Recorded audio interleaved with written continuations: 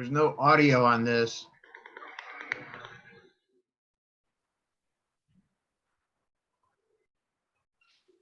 I think when you share screen, you have to select the box where it says share sound as well. Share computer sound. Yeah, we can't hear him.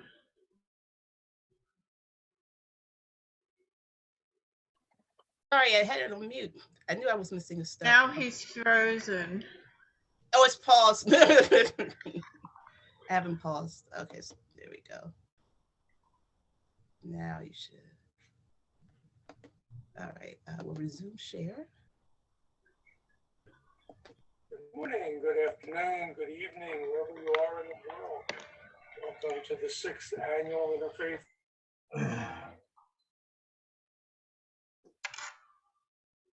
Oops.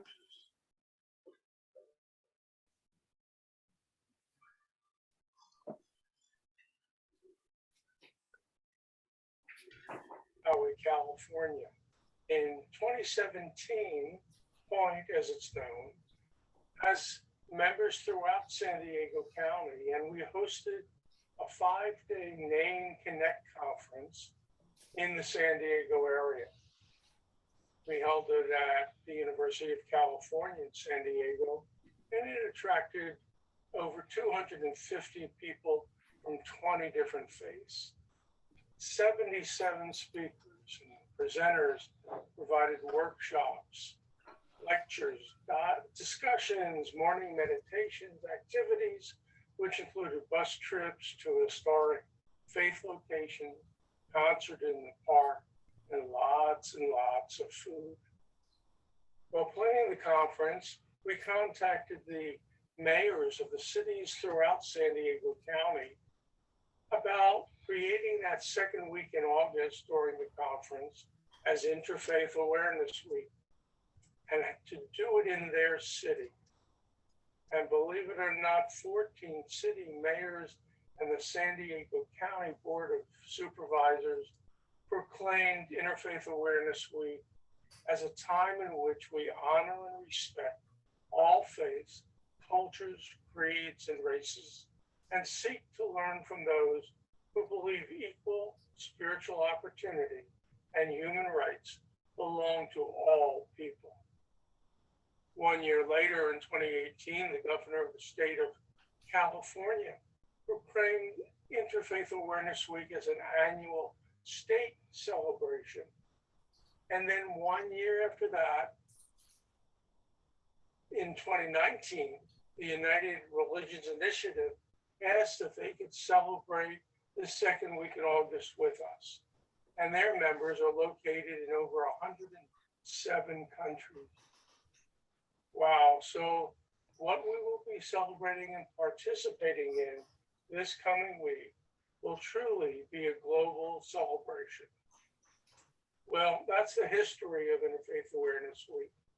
Now we need to move forward into this week's activities and introduce you to the over 40 interfaith groups, which will be presenting prayers, music, dance, speaker panels, dialogues, and discussions from their area of the world. I know that you'll enjoy meeting new friends from different faith and cultural backgrounds and appreciate the mutual respect they all have for one another as we unite our interfaith partners globally. And each noontime, Monday through Friday, don't miss the 1 hour global talk zone. The talk zones is where you can meet and interact with interfaith people from all over the world and introduce the new programs that you're working on. Perhaps you'll learn new practices to help you develop the final product. You may even be invited to collaborate on a virtual event and even be on a panel elsewhere in the world. By joining forces with interfaith groups throughout the world, your events will become richer and attract more people. Oh, by the way, if you get hungry or need a cup of coffee or something to eat during, between, or after the many sessions, any hour of the day or night. You can visit our virtual Interfaith Awareness Week cafeteria. Whether you want coffee, a snack, a full breakfast, lunch, or dinner, link your computer's browser to the site shown and grab an IAW food tray. Then go back and select what you want to eat and drink, copy them one at a time, and paste them into your tray. Make sure you save the tray for a souvenir. All virtual food is sugar-free, calorie-free, gluten-free, kosher, and halal. So come back anytime during the week, 24/7. So now I'm going to turn the program over to the next presentation. Before Jobber, it was late nights in the office, sending quotes, sending emails, and the media. Yep, time to close that. Yeah. All right. Here we go. All right, I am back. So thank you, Reverend Albert, for the introduction. Very honored to be here. Thank you for the invitation. As always, I'm excited to share a topic that I am extremely passionate about with the community, whether it's in person, virtual, whether it reaches 2 people or 200 people. So good morning or good afternoon, depending on where you are. I am Jackie Fuller, the executive producer and host of Interfaith Connections. Interfaith Connections started off as a television project I did at the local public access station here in Fairfax County, Virginia, also reference to Northern Virginia and the Washington Metro DC area. And this started during the career transition I was experiencing. I was in a job that clearly wasn't a good fit. And at the time, I agreed with my supervisor that it was best to part ways. And in that, I guess in that journey, I had the decision to have to think about how can I merge my passion for communications with the work I'm doing in the interfaith space. So during this process, I attended one of the orientation sessions at the local public access station and came up with the concept to do the show. The show was only going to be maybe one season in the summer of 2012. So it's been, wow, 10 years. It's been 10 years now. So a project that was only going to be for a handful of months expanded to 10 years.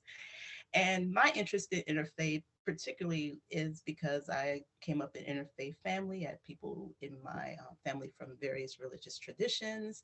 Then that kind of just transcended over years with the friends I met in my life. In college, I ended up doing an internship as the communications intern for the Interfaith Alliance. That was a really cool internship. And then just kind of along the way, I've been volunteering and being involved in different interfaith gatherings, leading, I would say, even maybe before the whole September 11th situation happened, which ironically, in that time during my youth coming out of college, I was still debating whether or not I wanted to go into the military and become an Air Force chaplain. While I was in high school, I got scholarships from the Tuskegee Airmen, their organizations, because of my interest in the Air Force and meteorology, and even thought about becoming an astronaut. But it was interesting when September 11th happened, I had this like inner voice, inner knowing saying, I need you more so in the interfaith world versus going into the military. So when you have those kind of revelations, you know, you have to go in the direction that you're called to. So by the time in 2012, it gave me the opportunity to really focus and say, what do I want to do with this project? So I knew a lot of people in the interfaith community here in the DC area, and I felt I can utilize all the people I know and all the great things they're doing here locally and highlight it on TV, because there's not a lot of programs featuring people in the religious space doing this particular type of work. It was still kind of a unique concept in a sense, because people typically see religious groups in their own communities kind of doing their own thing, but to see the various groups come together and work together and, you know, just meet, dialogue, find out the common things they have with each other, provided a really unique opportunity. And with me having a media background, I saw that as a way to facilitate my skills and gifts to connect those people. So that's how the show started. Again, it was only going to be a handful of people, a mix of people here and there that I knew from the various faith traditions. And I think eventually it just caught on. People kept asking about coming on the show. We have events here in the DC area like the Unity Walk, which is really popular amongst the interfaith community that happens on Embassy Row. We have professionals who are musicians that have a really strong spirit connection to what they do, and just people who want to share their experiences in doing interfaith work. And it was always with a intergenerational focus. So in some instances, while you may hear in a faith tradition that they can't get young people to come to church or be engaged in religious or spiritual activities, we find out young people are doing, things that would not be seen traditionally going to a brick and mortar. So they will maybe go like a pub theology, or they wait to attend the interfaith summit for young adults, that kind of thing. So the way people are practicing their spirituality and their connection with the divine, or their philosophy or their belief system, has definitely changed. And then that also has enhanced with the use of technology, with the internet and social media, things of that nature. So with Interfaith Connections, this gives me an opportunity to really share those different stories.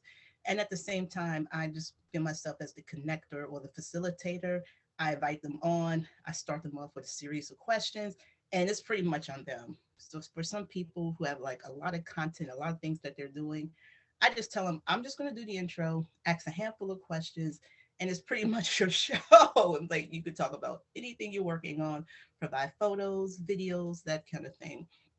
And as I was preparing for this particular presentation, it just really, to see the evolution of the show from starting that pilot episode in 2012 up into the projects I've done recently, it was just fascinating, even seeing the evolution from the logos to watching how green I was. It's the term we use, like fresh green, doing on-air work, to see the transition of how I do my presentations over the years.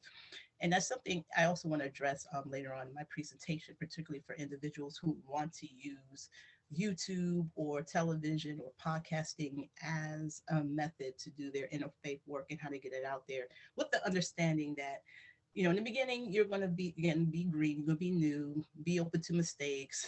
But over time, you'll progress and you'll learn, and you will become better at your craft. So the first presentation I want to do is an episode from the pilot, which is the first episode, featuring Dr. Anita Nahal. And I thought about what her topic was in regards to her book and the situation she was dealing with her life with a career transition, because right now that seems to be one of the big conversations happening in the United States and possibly other areas around the world coming out of the pandemic. So I'm going to start with her presentation, and I'll run that for a few minutes, and we could feel free to discuss or critique how the interview went. Bear in mind, that was the first episode. So it was just like, we'll see how it goes. I mean, I'm very thankful to that first group of people who I call them the guinea pigs. I was just like, we'll just see, because this is all new. This is the first, totally new concept at the time. But I'm very grateful, because now they get to say, well, I was the first person on the show. So yeah, so it's really cool. So I'm gonna set that up real quick, and then so have you guys to watch it, and then you just let me know your thoughts. Give me a second, we'll be right back.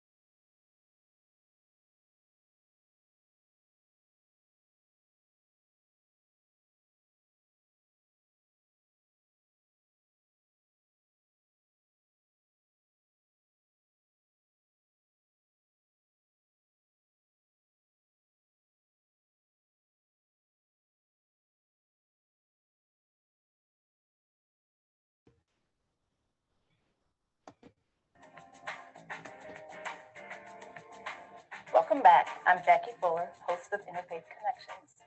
Our second guest today is Dr. Anita Nahal. She is an author and an entrepreneur here in the Washington, D.C. area. And we are honored to have her on our program today. Welcome, Dr. Nahal. Thank you. Thank you. I'm very happy to be here. And I'm very excited because I get to share with everyone your book titled Smile, Breathe, and Laugh Off a Layoff. Right. And as you know, there's a lot of folks out here who are unemployed. And this book could be a good avenue for them to get a different perspective on how to view their layoff. So I just wanted, before we begin, I just want to get some background information about you, so I guess have a better understanding of who you are and what you're about. Oh, okay. Good question. But I'm originally from India and now living in the Arlington area. I just moved to Princeton, New Jersey, actually, to live with my son. And I'm a former professor. A lot of formers attached to my name. So former professor of history and a former assistant provost of international programs. And I have over 30 years of experience in teaching, research, administration, writing. I also write, I don't just write academic books, but I also write for children. I also write poetry. And I also am the founder and chairperson of my own website. It's called www.diversitydiscover.com. So that's my general background. And currently I'm in Princeton, New Jersey, living with my son. I have one son. I don't know if that's sufficient. No, that's fine. Good to Okay. know. There's, good to know, like, your family and Right. everyone who's been there. Let's take this in perspective from the beginning. Your book. What inspired you to write a book about being laid off? Right. And that's a good beginning because I was laid off myself twice in a short span of 6 months. I was first laid off in July 2011. And then I was brought back to the same institution in a better position with a better salary. And then about 2 months after that, I was laid off again. And after I was laid off the first time itself, I began thinking, when you go through a layoff, it's not like resigning from a job or retiring, because that's voluntary, but layoff is you're forced out. And so you start questioning yourself, who you are, what your value is, what do you want to do at this stage of life that you're laid off. And obviously you go through a lot of challenges. You're sad, you are anxious, you're anxious about money matters, financial matters. You're sad emotionally because you feel that maybe you were not worthy enough to be kept there. So you have a lot of questions in your mind, which I did too. And then I thought, why not put everything down in a book so that it would be cathartic. I write about it, it helps me.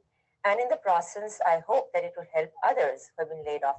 And as you said in the beginning, there's so many people in the United States and world over who have been laid off in the hundreds of thousands. So this was really the aim behind writing the book, to talk about my layoff and what I did to get over that phase of my life and how to move forward in a positive and cheerful demeanor. Okay.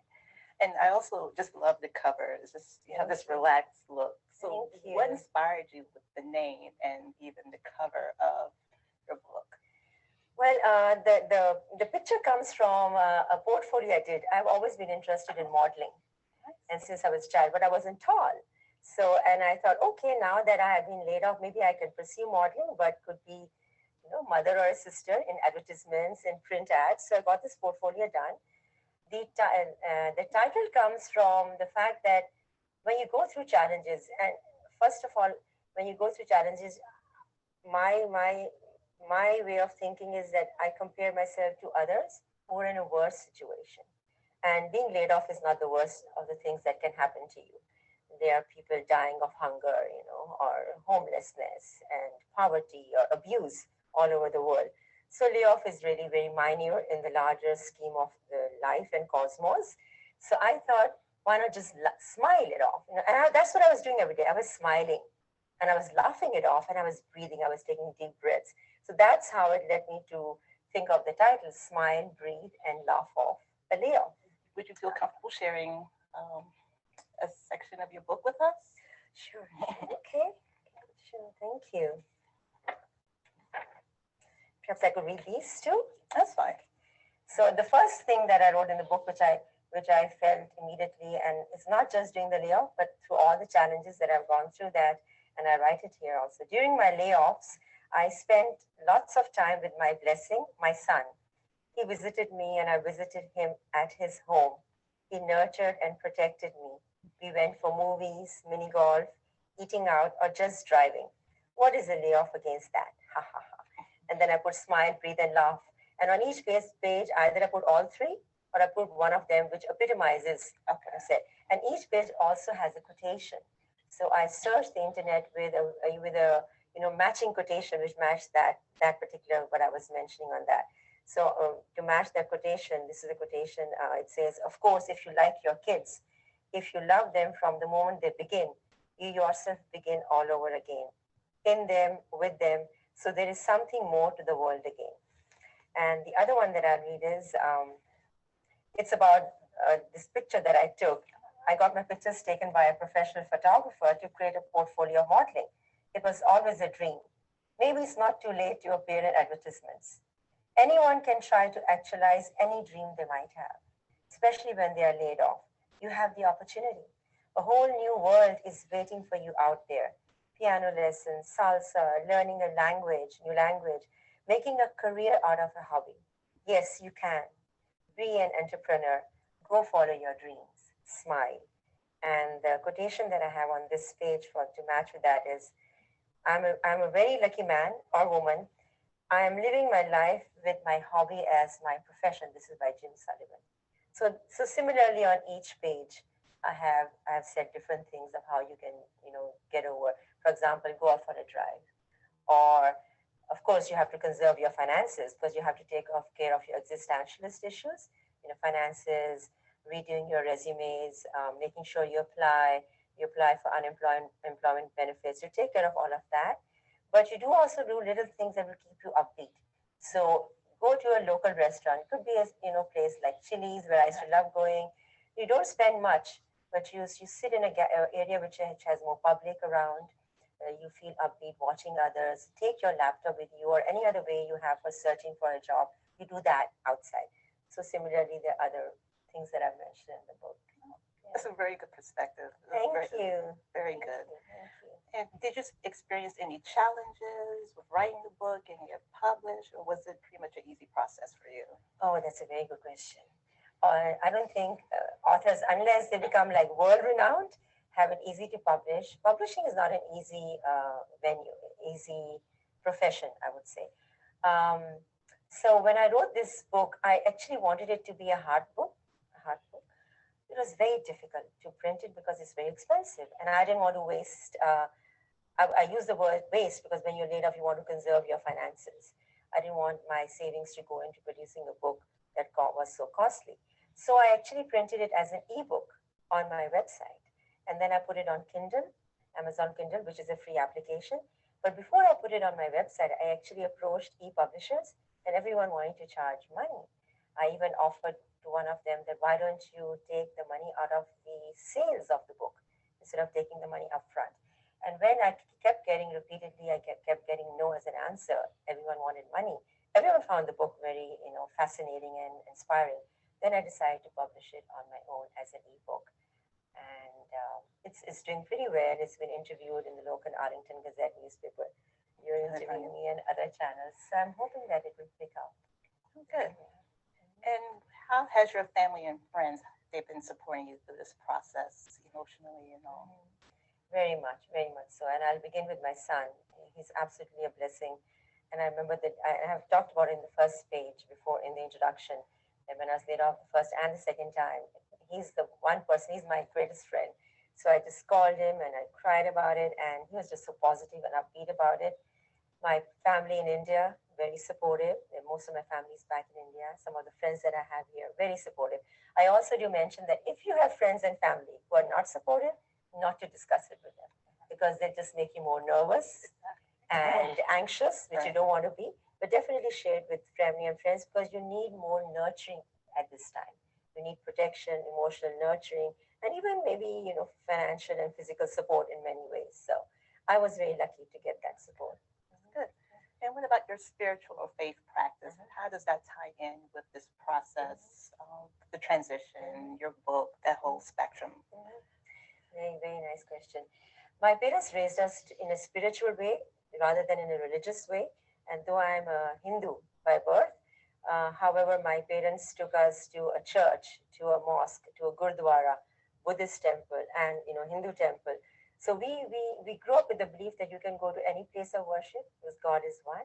So that's one thing that stood by me. I went to a church, I went to a gurdwara in the place that I could go where I live, and a temple.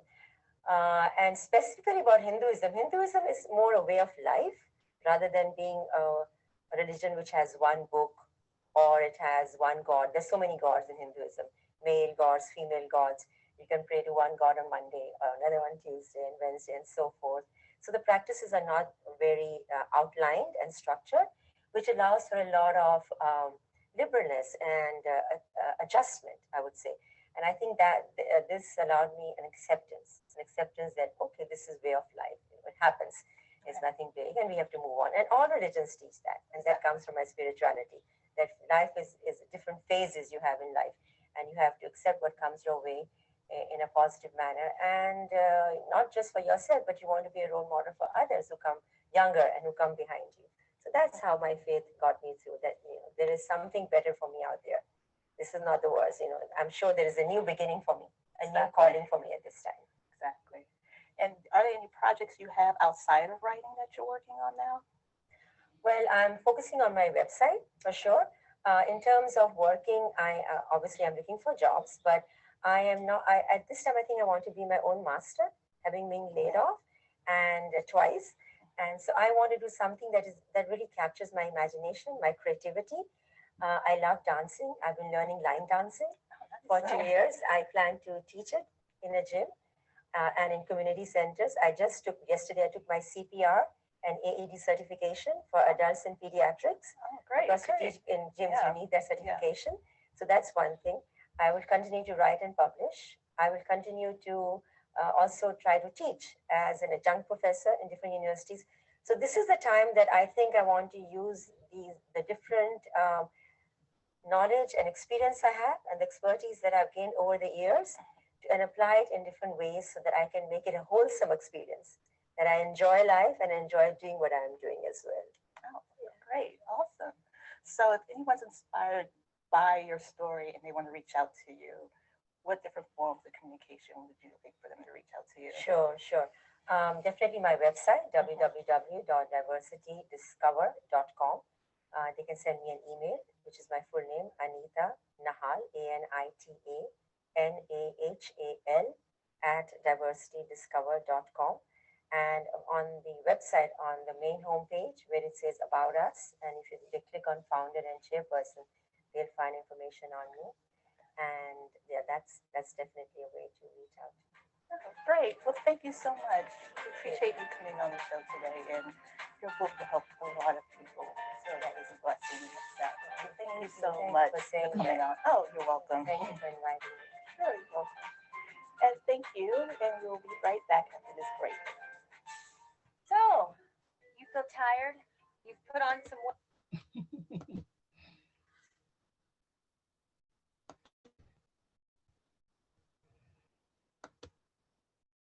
Okay, I'm back. Did the video play?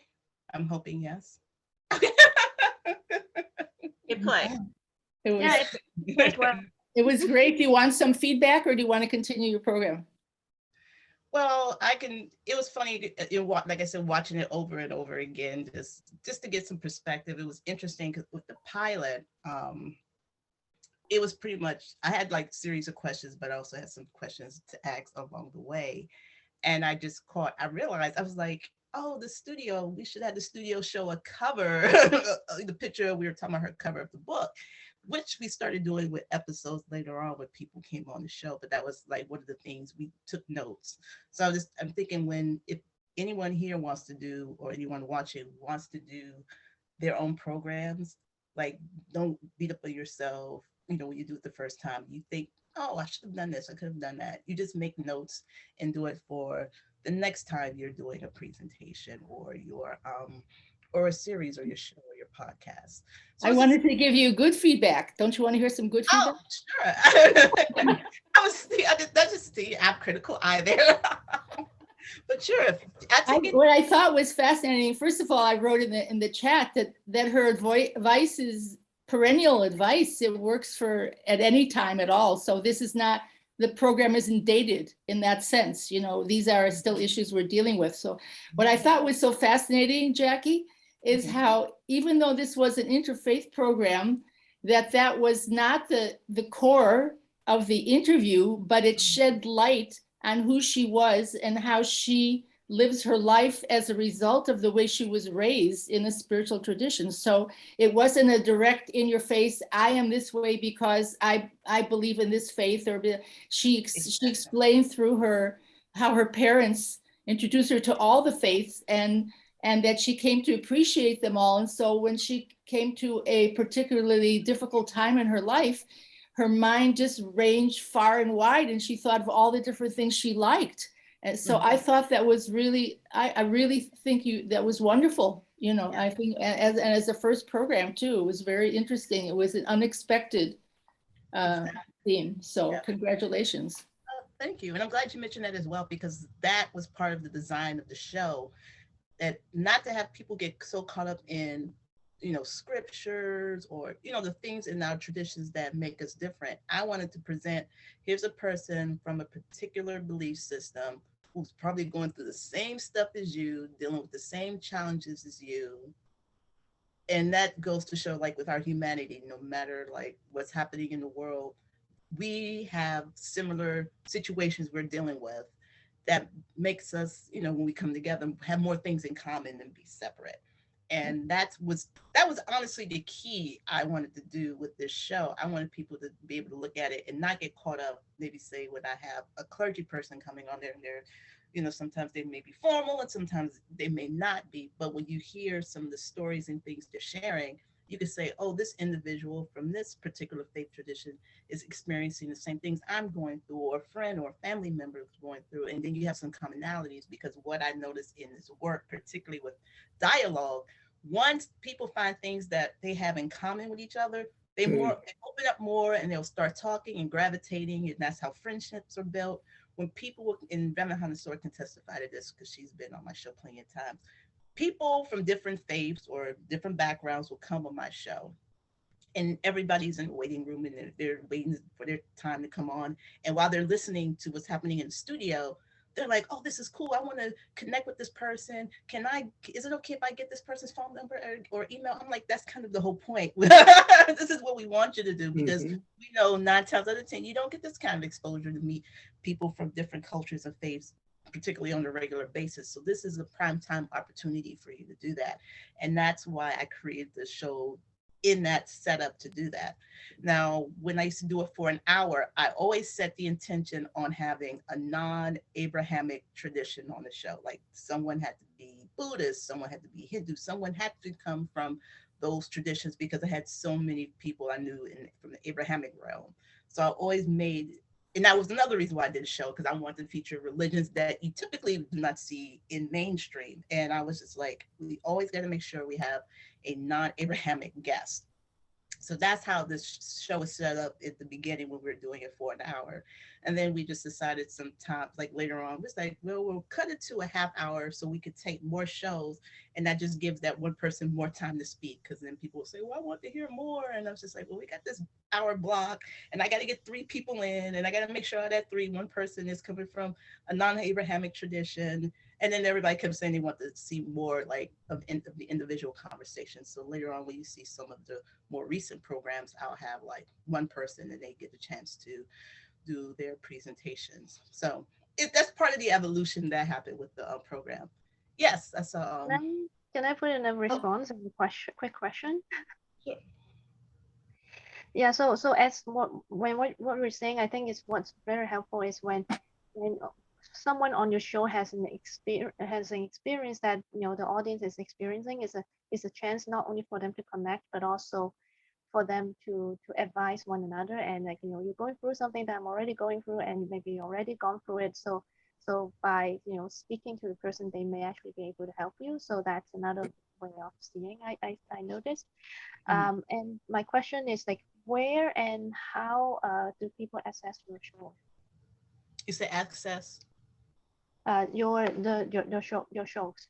Oh, sure. I'll plug a link into the chat. It's on YouTube. I'm trying to get because It's my all on channel. YouTube. Oh, Yeah. but is it also playing on TV stations or Not because not right now because everything with the pandemic. I haven't even been back at the studio since that's going on. I've been focusing more on doing things on the YouTube channel because I felt Okay. like I had more freedom to do a lot of things through YouTube.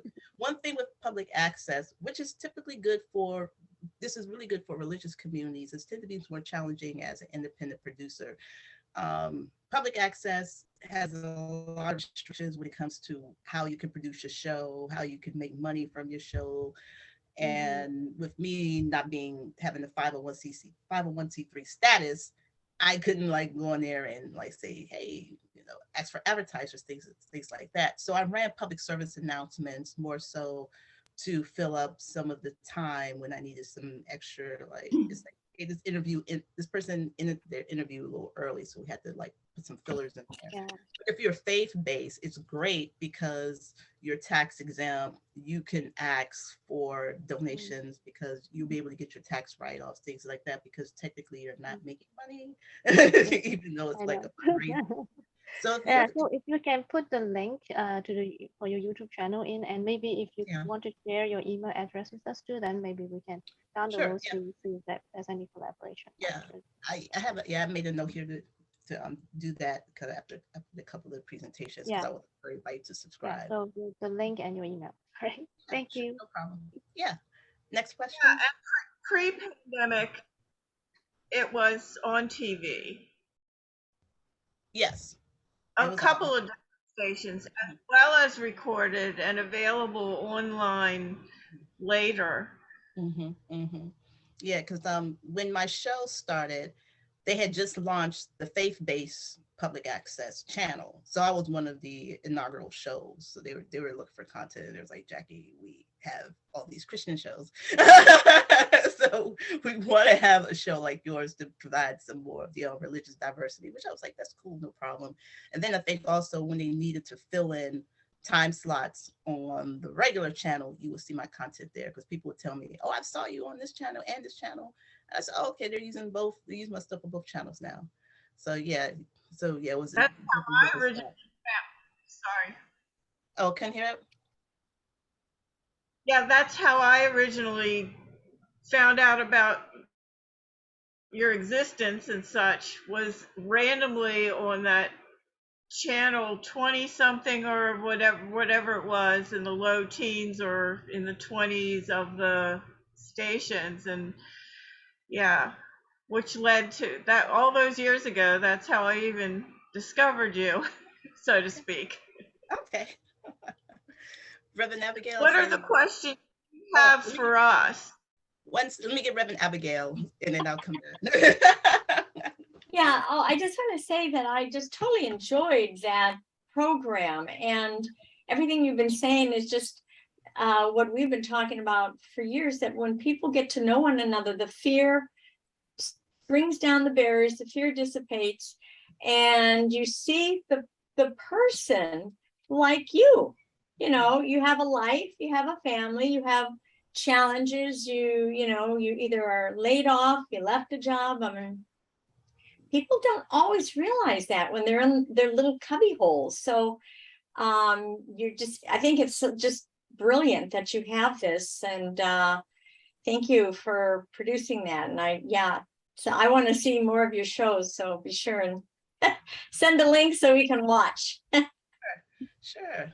I do want to show another example of the program, I would say, as it evolved and my looks evolved in different episodes. So you may say, oh, she looks like this day. So I want to show you one with my colleague, and his name is Anut Madasa. Some of y'all may know Anut Madasa. He's with the Krishna consciousness community. I've been wanting to have him on the show for a long time. So I did get him on, and I want to show that particular episode because I want to show how we incorporated video with his work into that episode. So let me get that up real quick for you.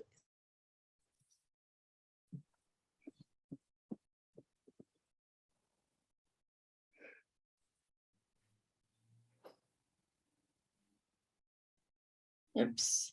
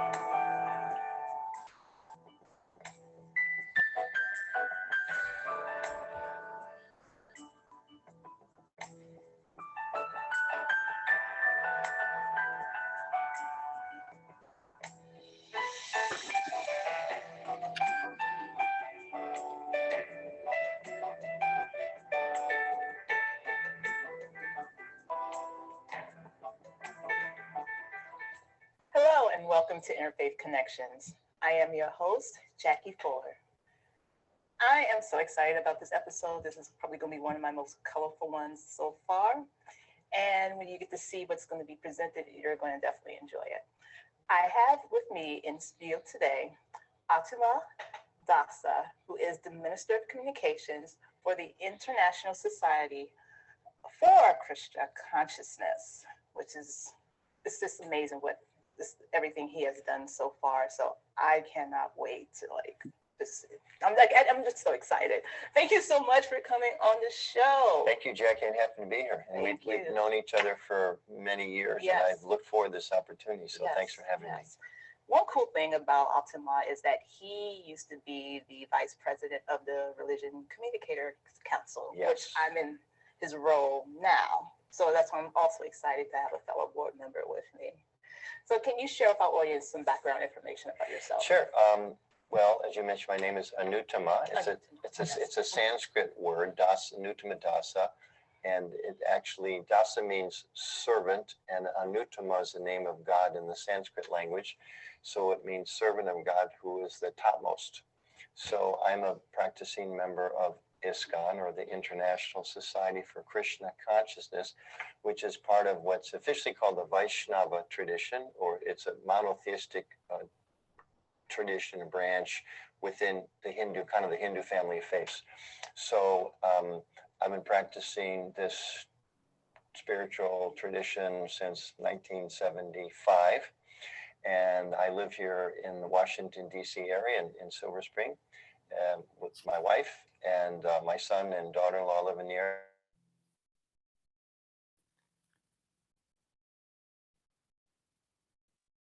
Oops.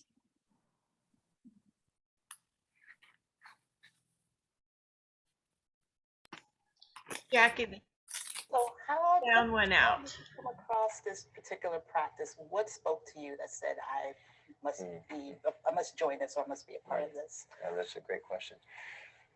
Actually, when I was younger, in my pre-college days, I had little or no interest at all in spirituality. I kind of saw religion as an excuse for people that had things to say, thank God for giving it to us, and too bad other people didn't. There seemed to be like a sense of privilege among the religious communities that I had experienced at summer camp and things like that. And in my college years, I became an atheist. I really kind of was opposed to the idea of religion because I was exposed to Marxism and different political philosophies and really felt religion wasn't doing what it could do. But after a few years of kind of studying very hard to see how I could try to apply myself to make the world a better place, and simultaneously, having jobs like I was bartender for a while. I was very active in student politics and checking out the social scene as a young college student, and kind of coming up flat in the sense that all those experiences really didn't satisfy me. And experimenting with different spiritual practices. I went to Buddhist retreats, and I started going to the Hare Krishna temple. And this is way back, hanging out with what were called Jesus freaks in the 70s, with young people giving their lives to Jesus, and really seeing there's a whole other genuine and deep level of spirituality that I hadn't really been exposed to before. So anyway, that kind of led to a little bit of a spiritual quest for me, and I left my job and traveled around the country for a few months and ended up visiting a Buddhist retreat and then staying at the Krishna temple in Denver, Colorado, and felt that actually the night I moved into the ashram to experiment with that, I made a promise to myself. I said, I've done so many things that haven't really satisfied me, and I genuinely believe there's a spiritual purpose in life, and I don't know where it is or who it is or what it is, but I think this makes sense, and I'm not going to stay here if nothing true doesn't unfold nicely. But at the same time, I vowed to stay unless I find something better. So that was a personal vow, but that was about 40 years ago. So I'm going strong so far. Oh, wow. And well, you have a lot of accomplishments. So this will be your bragging rights time. Share us like some of the things you have done, the things that you've been most proud of since you've been on this journey. I think the thing that I most happy about or proud about is I try to be real active in interfaith work, which you talk a lot about in the show, and established about 20 years ago in Washington a Vaishnava, or the Krishna Bhakti tradition, Vaishnava Christian dialogue, which we do in Washington, D.C. for over 20 years. And we have about 10 or 12 people from both traditions come together for a 2-day retreat. And we have different topics. One year we talked about spirit in the world. One year we talked about the Mother of God. One year we talked about renunciation. One year we talked about spiritual text, different things like that. And so that, and then a few years ago, we took them back to India, because there the roles are reversed. Here as a Vaishnava, part of a Hindu tradition, I'm in the minority, and Christian is the dominant tradition. And when you go in India, it's just the opposite. So here you're kind of minority talking to majority. There's majority talking to minority. But they've both been equally really fulfilling and rich, because my experience is when you talk to people that have a deep spiritual commitment, even though the traditions can become very different, it enriches you, and you go deep and you realize, well, wow, if your tradition said something like that 2,000 years ago in Israel, and when my tradition said something about that 4,000 years ago in India, and there's such a great overlap, and the saints are having similar experiences, there's actually something here. It's not just a faith or a belief, but it's actually an experience. So that's something I find really rewarding. Okay. Now, can you share with us some like major holidays, any activities that are connected with your community? One thing, and I think maybe you have some footage you can show everybody later. We love footage. we have a very big festival called Holi, which is a festival of spring, and it happens every year in Washington, D.C. It happens around the world, but here in the D.C. area at our temple in Potomac, Maryland, and invite everybody to come and participate. And we have about 5,000 people come, and it's just an amazing festival, because there's live music and there's wonderful vegetarian food, and it's all based around this ancient tradition of throwing colored powders on each other. So everybody kind of comes away. We tell everybody, wear white clothes that are old, and you don't care what happens. White clothes that are old, people. White clothes. You're going to walk out purple on one side and green and blue and everything on the other side. And it's a lot of fun, and it really kind of marks the idea that helps us remember that, we're not white or black or brown or male or female. According to our tradition, we're spiritual beings, we're souls within the body. And the Color Festival, in a sense, helps us kind of get over the sense of this external identification to understand more who we are on the inside. Who's our heart? Who's our person? Who are we really? So it's a lot of fun. Cool. We have a center in Utah that does a similar festival. They get 30,000 people. So we don't get that many yet here in DC, but 5,000 is a pretty good number. Okay, cool. Well, we definitely want to show you the clip here from DC. So we will turn right to that now so you can watch it. Very beautiful footage.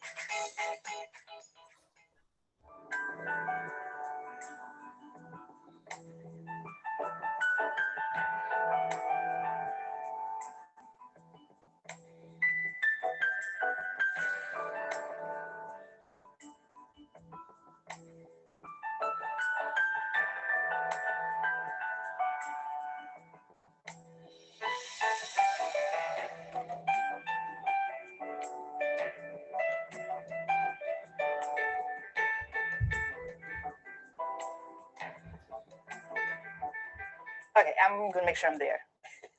I'm just saying, I'm just gonna make sure I'm there. Please come. That is just amazing. I will definitely be there. It's a very different experience. You haven't experienced anything like Holy until you've gone to Holy. Yeah. It's just, I like that. It's just everyone there and they're excited. They're enjoying themselves. It looks like it's a very beautiful experience. I'm definitely gonna make sure I'm there. It definitely is. Yeah. So what else? Because you have a lot of exciting Well, things. I think one thing that people may not be aware of, but the Hare Krishna tradition actually has the world's largest free vegetarian food relief program. Sometimes called Hare Krishna Food for Life, sometimes Hare Krishna Food Relief. But here in DC, we do so on a smaller scale. We feed about 600 meals a month. Wow. Partly in coalition with the Montgomery Coalition for the Homeless. And in other parts of the world, it's done on a very big scale. In India, we feed 1.2 million children every day. It's a huge program, works out of like a dozen or so cities, and they do it in conjunction with the government and with the big school systems. And we cook and take food to a lot of the schools, various economic levels. But I've seen some of the interviews with some of the principals in the school, and they talk about in some of these very, very poor areas, because there's such a good, hot, wholesome meal, the kids come to school or otherwise maybe they wouldn't have. So it's not only feeding children, but it's actually inspiring them in their education. So those types of things are very rewarding. I was just like, how do you, how does your community do that? Well, as far as what goes on, here in DC, we have in our temple, we have a large, certified restaurant, standard kitchen, and cooking is a very important part of our tradition. Sometimes it's called the kitchen religion. We have an understanding. First of all, we're vegetarian because we try to minimize violence in the world, and we don't eat any meat, fish, or eggs. And we believe that if food is cooked with a clear mind and in a devotional mood, that the food itself becomes sanctified and it nurtures our body as well as our souls. So what they do in India is they've got a very large food production, cooking production in many of these cities, and a whole army of trucks. And they start cooking about 2 o'clock in the morning. And by, I think, 8 o'clock or so in the morning, they're driving it out to the different schools, and they drop it off for lunch, and then they bring it back at night. Wow, that's impressive. Another question I have for you. What misconception would you like people to know that needs to be changed? Boy, there's probably a few about Hare Krishna stuff.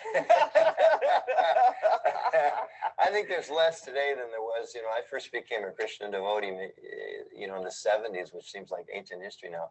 I think there's a lot of misunderstanding because America was pretty much a country of Judaism and practically Jews, Protestants, and Christians. And people didn't even know what Islam was in those days. There were very few, if any, Hindus, very few, if any, most Buddhists and other traditions. So today, I think people are much more aware of the diversity of faith that's there around the world. But probably one thing people don't understand is that actually the Hare Krishna or Vaishnava tradition is scholars will say the oldest and perhaps the oldest monotheistic tradition in the world. There's a lot of different beliefs that fall under kind of this umbrella of Hindu belief. But Hare Krishna, the faith itself, the practice is very similar to Christianity and the other Abrahamic faiths, in that we believe there's a supreme being whose name in Sanskrit is Krishna. That's where the word Krishna comes from. And our tradition teaches that when we know who we are, when we accept the process of meditation, self-realization, when we really understand who I am beyond just, hey, I'm an American and these different, what we say, designations, we connect with God. We understand who's God, who our scripture, Bhagavad Gita, teaches is the most attractive person. So when we develop that relationship or our love with that supreme person, then that's actually where our happiness comes from. So I think the misconception is that people think, one, it's new, Right. or two, that it's something that's really different from a lot of the faith traditions that are practiced in the West. I think it's not new. No. And I think, like we find in this Vaishnav Christian dialogue that we do, there's so much similarities and so much richness there to share. Now, is yoga also a component of your practice? Yes. Okay. Actually, the Bhagavad Gita that I mentioned, this is our principal scripture, Bhagavad Gita. They say the third most read text following the Bible and the Quran in the world, spiritual text. And the Bhagavad Gita talks about different types of yoga. And what's become known as yoga in the West is a particular type, which is sometimes called Hatha yoga or Ashtanga yoga, which is like the bodily exercises. But there's different types of yoga, and they're described as being a ladder. And the purpose of yoga ultimately is not just to be healthy. That's kind of a byproduct. Yoga in its original teachings is meant as a means of us awakening self-knowledge, who I am and what's my relationship with God. So I go to yoga classes now and then just for exercise, but my spiritual practice is bhakti yoga, which means the yoga of devotion. And in Bhagavad Gita, Krishna says that of all the different yoga processes, that's the most direct and it's the funnest. I mean, we get to throw colors on each other at festivals with 5,000 people, all those kind of things. And another thing I want to mention to you, that you have a connection with the Catholic Church. Can you explain that? Well, through in a couple ways, actually, through our Vaishnava Christian dialogues here in Washington, D.C. For many years, it was co-sponsored by another difficult title, the United States Conference of Catholic Bishops was a co-sponsor for about the first 10 years. And then they, like many organizations, had a little budget cutback. So they don't officially co-sponsor it, but they're partners in it and have participated for years. And in India, our dialogue with the Christian community, we've had an archbishop has participated in that a couple of times.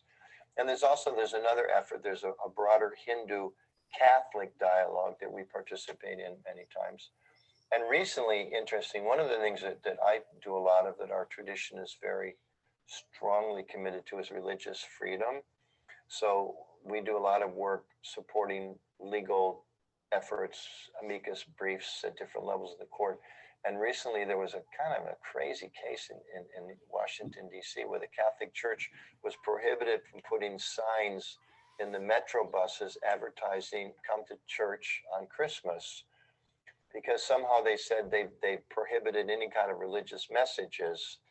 So you can have a sign on a bus that says "Spend a lot of money at Macy's for Christmas," but you can't have a sign that says "Come to church on Christmas."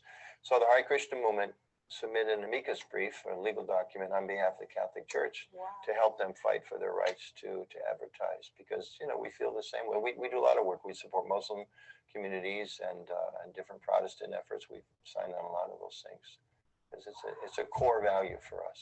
Wow. Okay. Oh my gosh. Wow. That's impressive. Yeah, that's impressive. And globally too, because in many ways, just like you mentioned, when the Christian movement first came to America, a lot of people didn't understand, what's the stuff on your forehead and you're singing in the streets. It doesn't seem like it's not what we normally do, quote unquote, what we do here. We go to church on Sundays or Saturdays or Friday night or something. So similarly around the world, our tradition really has kind of been the vanguard of the first of Hindu traditions, the Krishna traditions specifically, in places like Russia. We are the first religious organization to be certified or registered in Moscow since like World War II. This happened around 1986 or so, around the perestroika time. So we've kind of been on the cutting edge. So many places been the brunt of pushback against religious freedom. And as we know in the world today, there's a lot of places where people say, if you belong to this country, you have to be this religion. Right. Or if you belong to that country, you have to be that religion. But we're kind of a global organization saying, hey, everybody's a minority someplace, and everybody's rights should be protected. Absolutely. Now, if our audience wants to find out more information about your community and what's happening, what's the best way for them to find out? Here locally, we have our website is ISKCON, ISKCON of DC.org. Yeah, they can go there and get information about Holy, and we have programs every Sunday. We have an open house every Sunday afternoon. Starts at 12:30. Have a free vegetarian feast and lectures on yoga and meditation, and it's also a lot of fun. And the community in Potomac, we host about 500 people.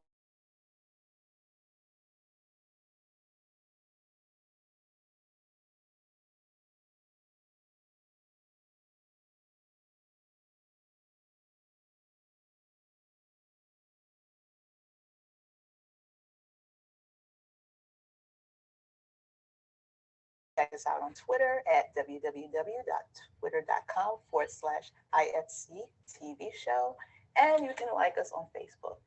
And as we in this broadcast, we want to make sure that you have the opportunity to hear some music. So it's coming up shortly. And thank you again.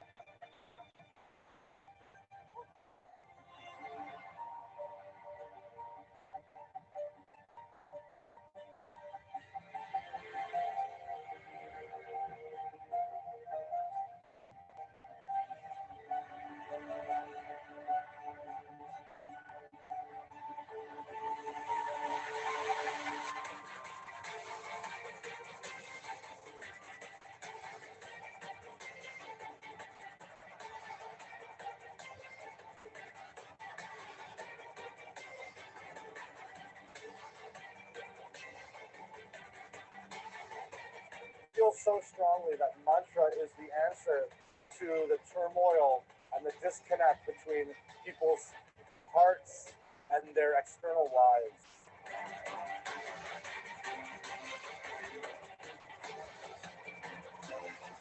I made close to $170,000 first year.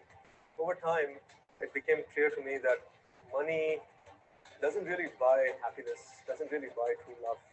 I tried to bring a certain element of humanity in a place that was all about money. Eco Valley Foundation is mainly dealing with environmental, economic, and social sustainability. I felt like I wanted to come back and teach in the Grove Hall because I had such a nice experience here. All my friends grew up here. We all grew up as one big family, one big community. There's no satisfaction greater than being an instrument of God's grace to people in need on all levels. We're grateful to these children that they allow us the highest privilege of serving them and being blessed by doing so.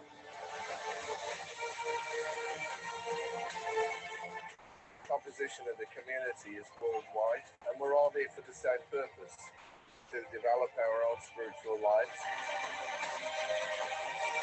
You go to the playground here and you're going to see, Russian kid, a Chinese kid, an Aussie, a Bengali. They have this unity.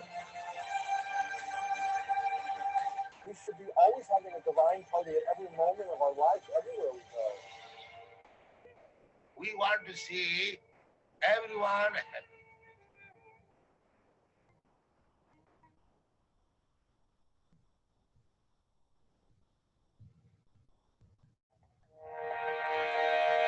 Hare Krishna, Krishna Krishna, Hare Hare, Hare Rama, Hare Rama, Rama Rama, Hare Hare, Hare Krishna, Krishna Krishna, Hare Hare, Hare Rama, Rama Rama, Hare Hare, Hare Krishna, Krishna Krishna, Hare Hare, Hare Rama, Rama Rama,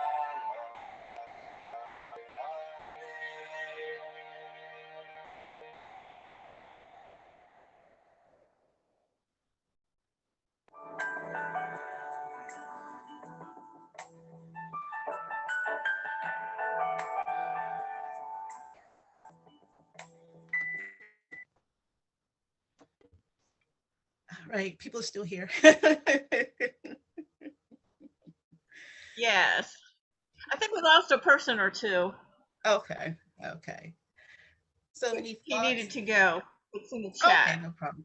Okay, so yeah, I was very impressed with that particular episode because I had a mix of like the video and the photography and showing the whole facets of Anuma's life and his work, in that one particular episode. So it's I'm always so taken away by my guests and the things they're doing. It's just amazing to see what they're doing in the community, particularly what he has done over the years. So that's another way I would tell people, if you want to start featuring like more video clips, B-roll kind of footage, photos in your videos, that's really helpful because, sometimes seeing talking heads for a long time, you may start to tune out. But would love to get feedback, comments, what you thought on that particular interview. Yes, Rev. Well, one of the immediate follow-up questions was it ever possible, did it become legally available to have for the Catholic Church to post about Christmas services or anything about their services on the Metro? I got to research more into that because just for me I grew up here, consider myself a Washingtonian. I've always am taking Metro. I've always seen ads for Christmas services, inviting people to come to not only just Catholic, it was just different traditions I would see in general. And the Post, like the Washington Post, they have a whole section where you can share those kind of events. So I thought that was really interesting that when he mentioned that during the interview, it was just like, wow, when did this happen? Because they've been doing that for a long time. So my thought was, it's maybe the population shift here in the city, with more people coming in from maybe different parts of the country where you may not see that as much, and this is like, why is this here versus like someone who's been here her whole life and who's always seen those ads on there. Yeah, I'm gonna look into that because I want to do some follow-up episodes with some of our guests, and that would be a good one to discuss and find out what happened with that topic. Right. And as a feedback, that would have been one of the good follow-up questions from what the person said in conversational ways. I don't know when that recording was done. I didn't know you had done that one. I missed that chapter of life. That was a wonderful episode with the cut-ins of the video and everything. That was quintessentially perfect. I do remember sort of more recently from being there so many times at the TV station, which is right near me actually, that you did really click in with a lot of follow-up questions to what people were sharing or saying and such, and it became a whole lot more conversational back and forth in that way. Okay. Just a technical thing, Jackie. Did we ever, or did you and part of the team ever create a background thing like a lotus flower or pictures of the earth at that TV station backdrop, or put something on the shelf? We talked about that before the pandemic.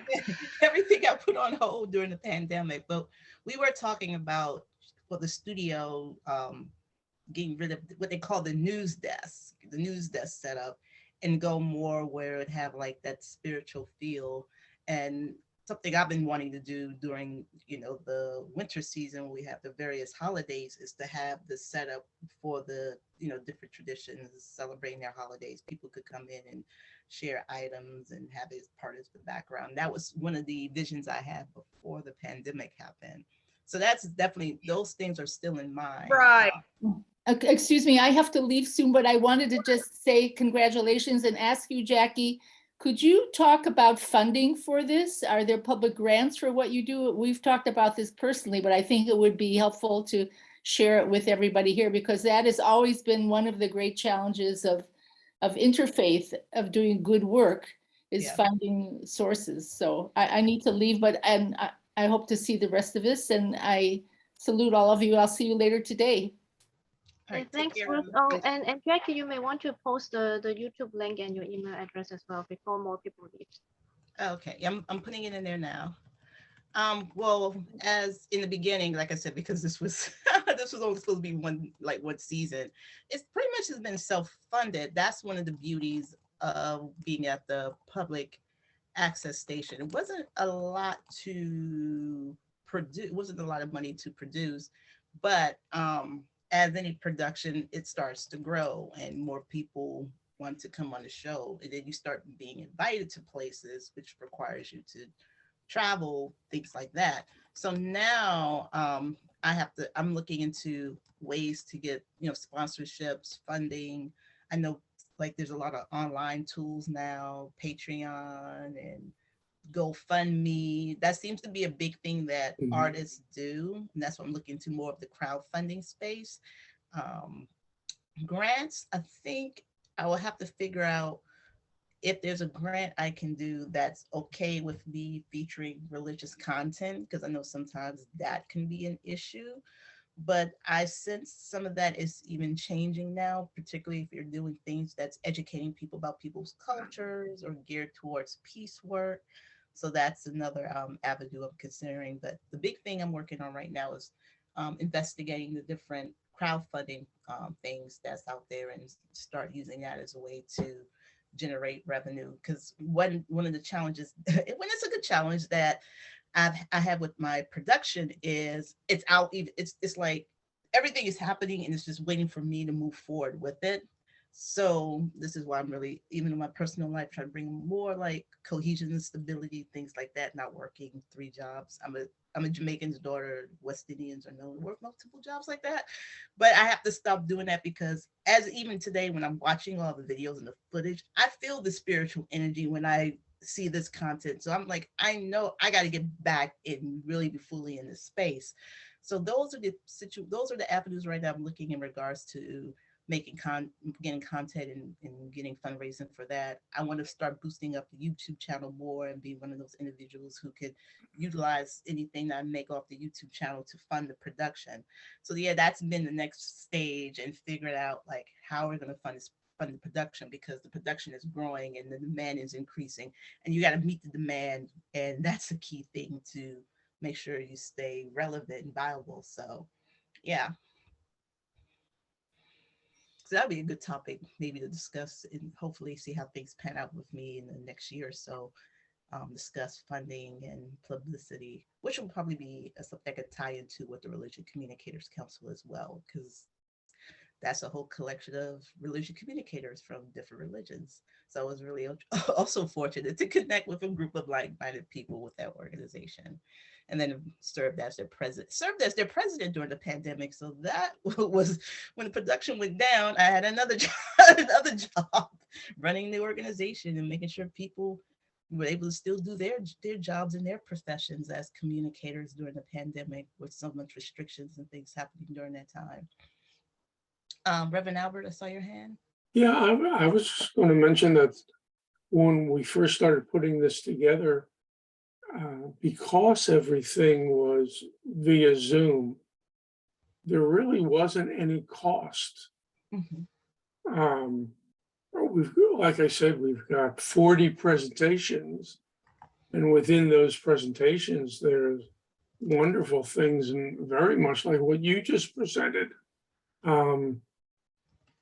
that hadn't been done in any other session. So it was beautiful to watch all the different people and their beliefs and what they're doing in their area. And the cost was basically to put it on Zoom. I am not a techie person. And what I had to learn over this last year was there's a way to do it. There's a way to bring in all these people and have them learn and talk to one another. So I see you doing this so well. I mean, it's just incredible. How much do you think you'll be doing via Zooming with regard to COVID and that kind of thing in the future? I guess right now the big test of that was during, like, I do pub theology. It was called Interfaith Connections at the pub, because I wanted to start doing connecting with people who were not traditionally going to a particular religion or faith, more like that appealed more to the seekers. So when that started, we were meeting at a local pub. It was a couple that had connections with the pub owner, where we got to use the free space, and we just opened it up for people in the community to come. And it was really interesting seeing people coming and going and rotating in and out. And we have people from various traditions. People have asked me, like, Jackie, does Muslims show up? I said, yes, Muslims have been there. They don't drink. And we have a policy that you don't have to drink. You just, you come. This is all about making connections. This is not Bible study. That you're not going to be, we're not pushing a religious agenda here. This was really another opportunity in a casual way where people can meet each other from different walks of life. It was, and then over time, I just said, this is more structure for the seekers and so forth, but anybody can come who was interested.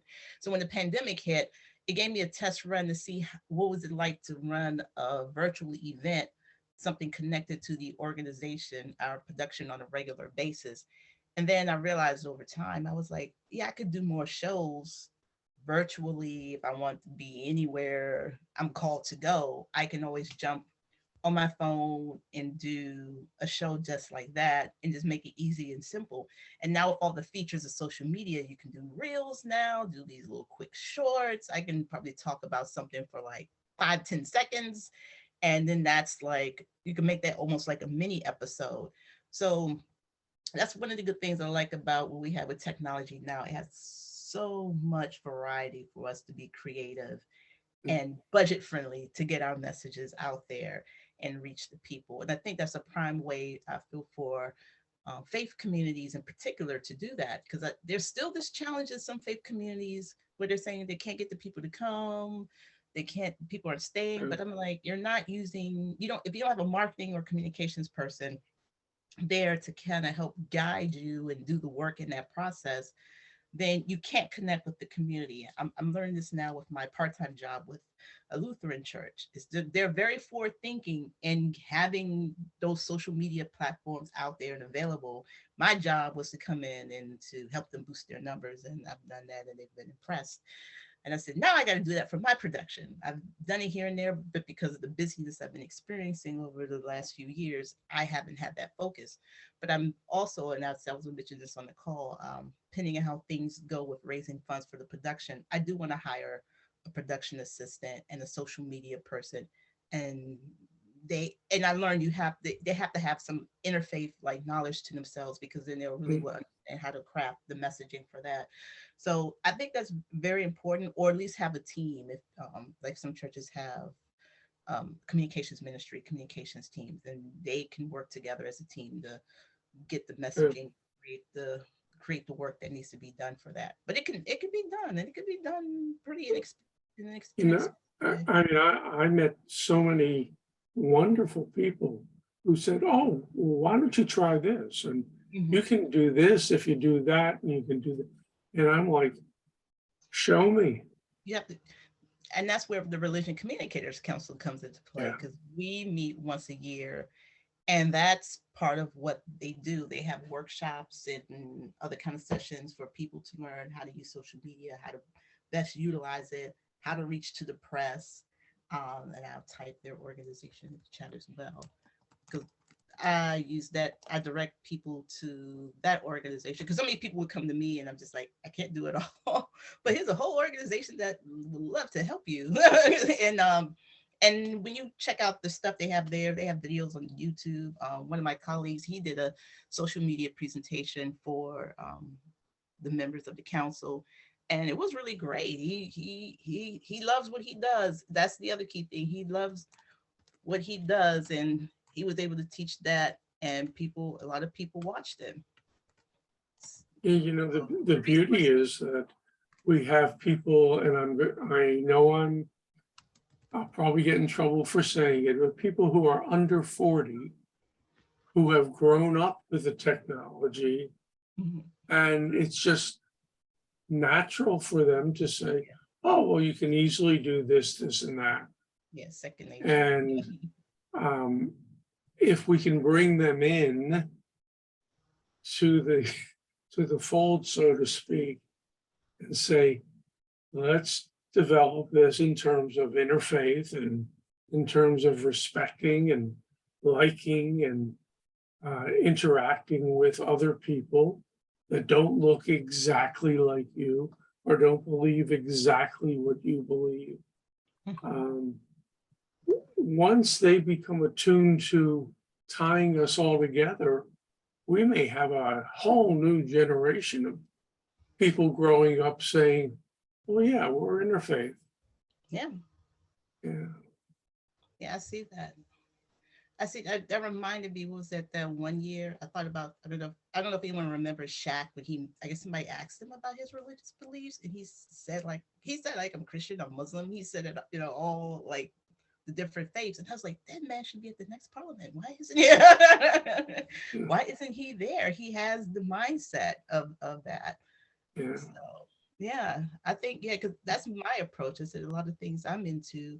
I go to a Unity church and part of the New Thought movement, grew up in the Catholic culture, didn't go to mass and all that every Sunday, but I've always had an affinity to, I guess, just this drawn nature to be around people of different races, religions, and cultures. And that's when I got to Unity at Fairfax. I was like, this is a good fit for me, because I can have my interfaithness here. I was the interfaith junkie. I am the interfaith junkie at Unity at Fairfax. Well, FYI, Abigail is a retired CSL minister, and I'm a retired Unity minister. Okay. So cool. That's how it started. Nice. Yeah, I'm happy to. I met your husband at the Parliament, and he was telling me about you, and I was like, she sounds like a nice lady to meet. That was in 2015. Oh, Salt Lake, yeah. Salt Lake, and I bought the book. I had the information forever. I was like, when I see this book, when I see this set, wherever I see it, I'm going to buy it, because I knew it was going to be there. And I was like, I'm glad I met you today through this. This is wonderful. Totally enjoying it. Mm-hmm. Yeah. And we're not going to mention that Joe also is CSL. Okay. Right, Joe? You're muted. We're not going to mention that. No. But when you brought that up, when you sent me that email, I was wondering how long it's been since Reverend Dr. Abigail's been retired from CSL, and was your church in San Diego? Well, first of all, I've got a lot of CSL friends, but I'm actually an independent New Thought minister through Anton, affiliated New Thought Network, and degrees from Emerson Institute. So we're the other denomination of New Thought. Steve and I, one, yes. yeah, we're all one anyway. Steve and I began with a child-centered church that morphed into the Family Spiritual Center.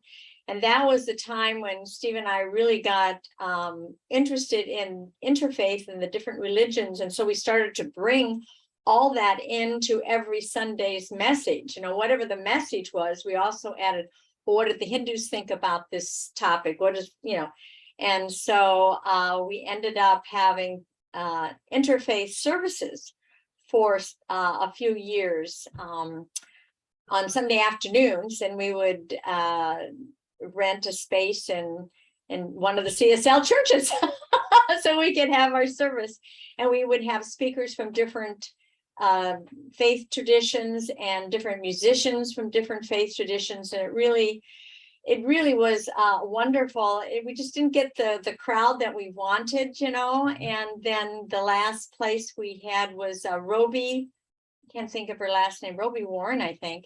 Yeah. Anyway, she moved to Colorado, and we were so far away going back and forth, we decided that we would probably devote our time more for the Point Interfaith team and what we can do through them to bring interfaith out into the world.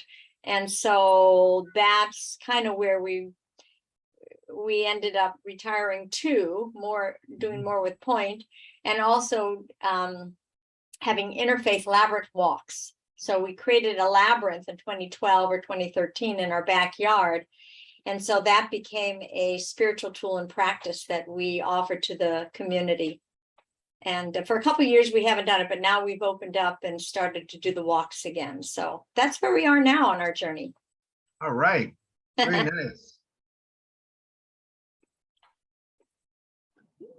You know, the funny part about this, Jackie, is you're doing an interview.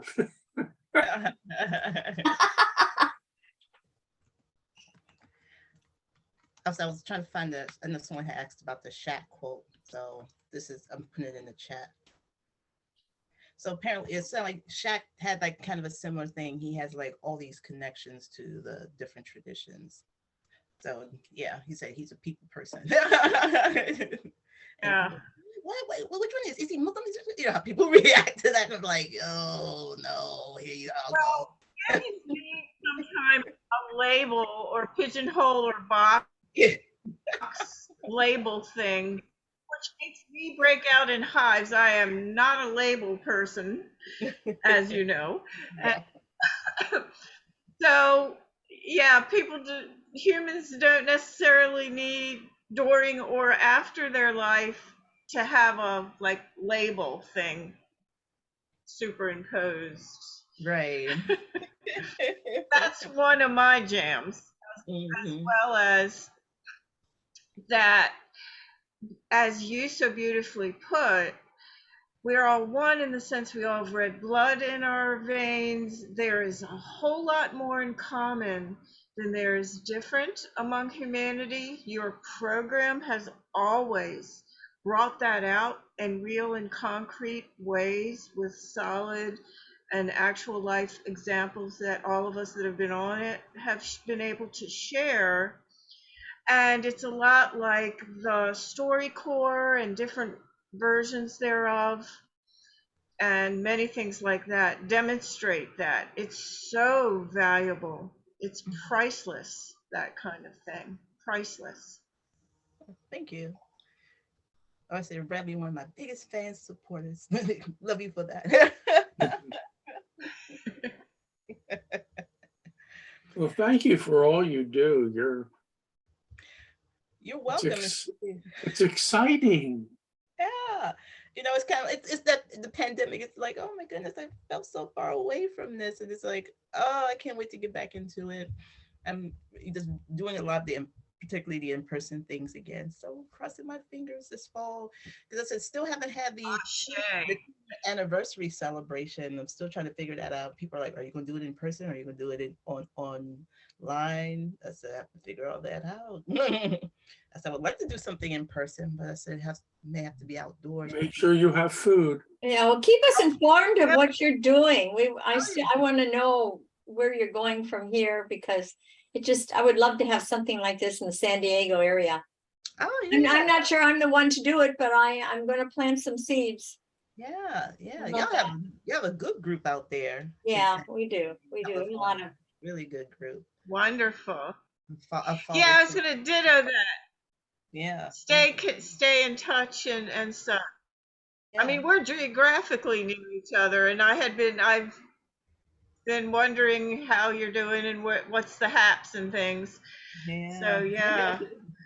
It's big. Who is crazy? Joe? Joe Zielinski? He's in Ohio. Well, actually, he's here. Here he is.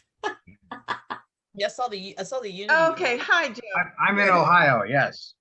Okay. I think we've been on the same Zooms from time to time. It's possible. It's possible. I've been involved in some NANE events. That's how I found out about this one. Steve was at a NANE meeting and he was talking about this event and inviting lots of people to come to this program. I'm going to, several of us from Multi-Faith Council are planning to go to the Parliament next year because it's reasonably close. It's in Chicago.